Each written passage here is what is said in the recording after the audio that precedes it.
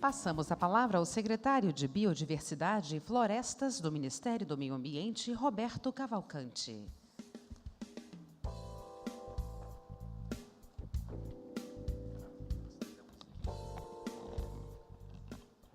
Boa tarde a todos. É um prazer estar aqui e, antes de falar do TIB, eu queria realmente cumprimentar a CNI pelo magnífico simpósio e painel de hoje de manhã. Eu acho que realmente foi, se esse é um exemplo do que vai ser a Rio+20, eu acho que a Rio+20 já começou com o pé direito.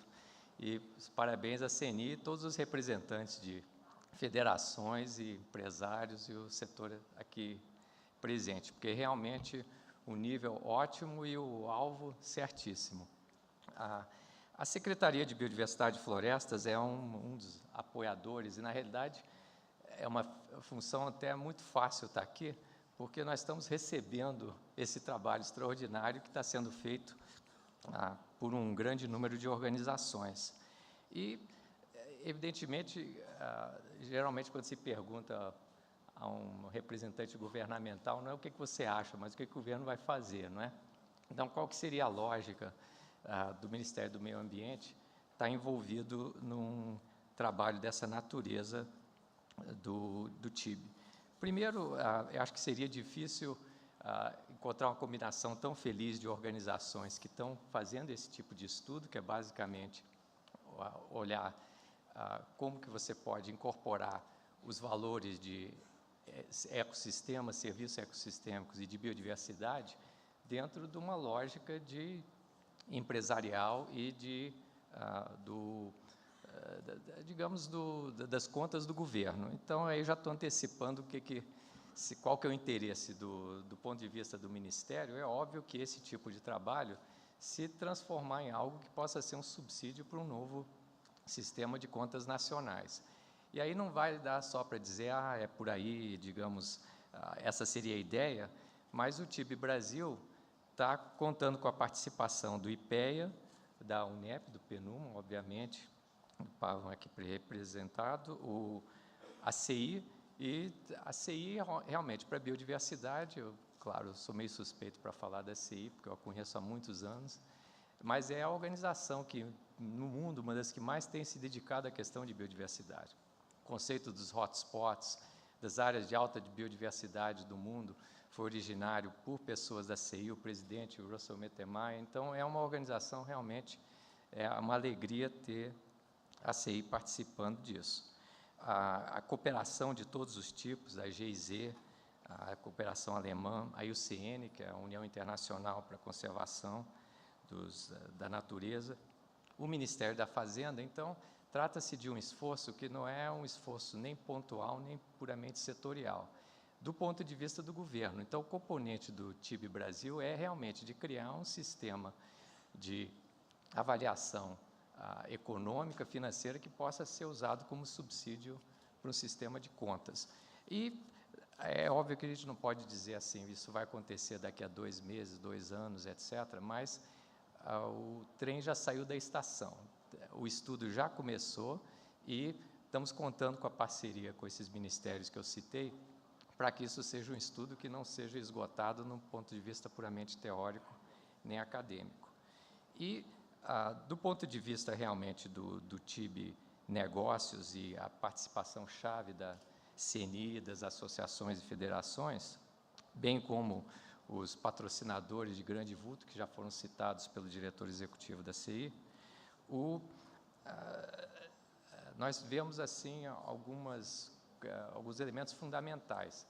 Primeiro, se a gente olhar os arranjos produtivos, os ciclos produtivos relacionados à biodiversidade no Brasil, o que chama a atenção é que eles são muito frágeis. Os ciclos intensivos de biodiversidade, como as atividades extrativas, toda atividade baseada em recursos naturais diretamente, ou seja, de florestas nativas, de produção de frutos, sementes, a questão de madeira, a pesca, ela é frágil no sentido que é muito sensível à superexplotação, a impactos entre espécies ameaçadas, espécies endêmicas, a questão de degradação dos ecossistemas. Isso tudo acaba batendo de alguma forma lá secretaria onde eu estou hoje, que é a Secretaria de Biodiversidade, em que o que se nota é justamente a ausência de instrumentos que você possa fazer um planejamento proativo e de realmente diminuir a fragilidade desses ciclos produtivos. E aí, nesse ponto é que se detecta, como já vimos hoje, assim, um interesse extraordinário do setor empresarial e da indústria em atuar nisso,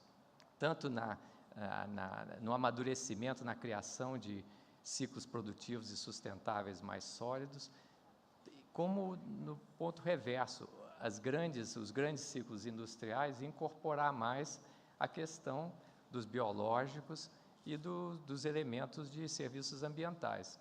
Então, nesse debate recente aí sobre o código, uma das coisas que nós fomos muito induzidos foi realmente de oferecer a melhor base científica para a tomada de decisões, tanto no legislativo como no executivo. E muito se fala na questão da produção da água, etc., e da conservação das áreas ripárias e das matas ciliares. E um dos estudos mais interessantes que eu encontrei foi um que mostrou que a questão do tratamento e a manutenção da qualidade da água não era possível nem só por depuração natural, ou seja, mesmo com matas de galeria bem conservadas, se você estivesse injetando dentro de um curso hídrico poluentes ou esgoto, a capacidade de autodepuração é limitada, mas o reverso era também verdadeiro. Você podia fazer um tratamento da água, estado da arte, jogar aquilo dentro do rio, que aquilo não era garantia que o rio fosse ficar não poluído. Ou seja, é a combinação dos dois elementos, da conservação dos ecossistemas naturais e de tecnologias modernas, é fundamental para a conservação de ecossistemas. E se a gente começa a examinar isso, os exemplos são inúmeros, não é? Eu digo que, por exemplo, a questão da conservação da biodiversidade é uma das coisas mais acessíveis, porque, afinal, as espécies estão se reproduzindo todo dia gratuitamente, não é? Então, basta dar uma chance para as espécies se reproduzir.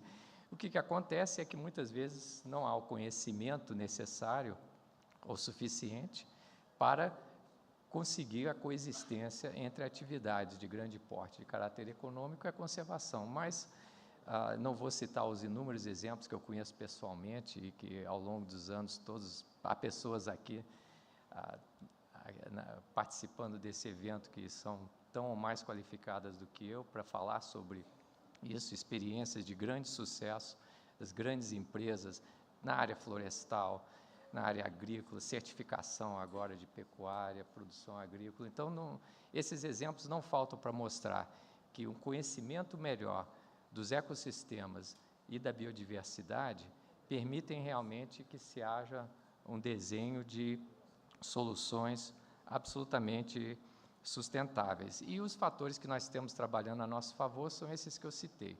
As espécies estão se reproduzindo continuamente. Se você tem uma área protegida, aquela área não vai interagir isoladamente. Você vai começar a ter o exemplo da pesca, não é? Que quando você coloca áreas de proteção de pesca, os peixes que nascem lá dentro, os alevinos, começam a se distribuir para outras. Então, os pescadores em muitas regiões do mundo reconhecem que a melhor estratégia para a recuperação de estoques pesqueiros é justamente a criação de áreas protegidas.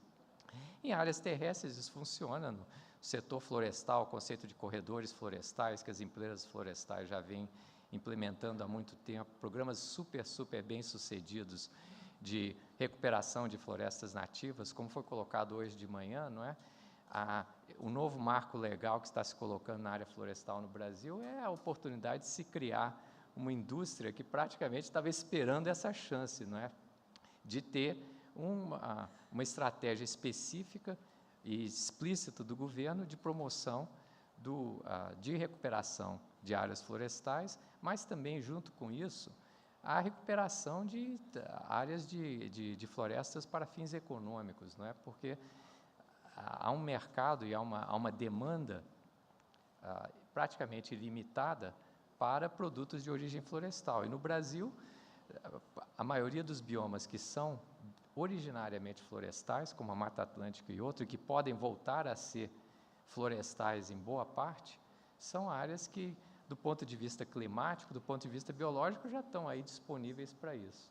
Portanto, esforços como esses do TIB são um mecanismo para que essas boas intenções, ideias de como podemos avaliar a contribuição da biodiversidade dos ecossistemas, tanto as áreas governamentais, na questão das contas, de avaliar os patrimônios passivos e também de identificar estratégias de conservação, mas para o setor empresarial, para poder quantificar como colocar esses elementos como parte do planejamento, são iniciativas extremamente bem-vindas. Eu estou constatando que eu acho que sou a última pessoa que está entre a plateia e o almoço, então, portanto, não posso ficar muito mais tempo, mas queria agradecer mais uma vez e cumprimentar a todos pelos avanços importantes que já vêm sendo desenvolvidos pela CNI e seus parceiros, aqui presentes à mesa também, nessa linha. E o que vocês precisarem da Secretaria, estamos às ordens, sempre acessíveis, e muito obrigado.